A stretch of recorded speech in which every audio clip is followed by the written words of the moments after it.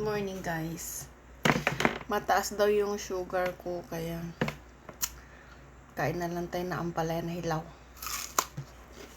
At saka lemon tea na tawag dito lemongrass tea.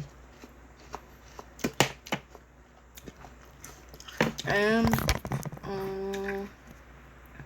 bangus na grilled and ampalaya.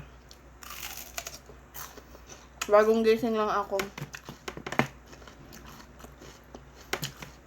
Hindi man siya masyado mapait kaya okay lang. Crunchy. Sarap. Asin. Ayan kita guys yung bangus.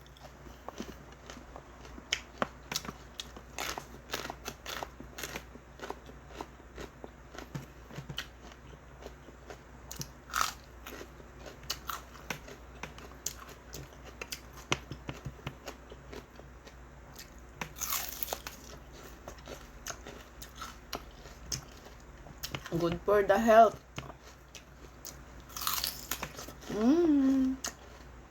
Crunchy ng ampalaya.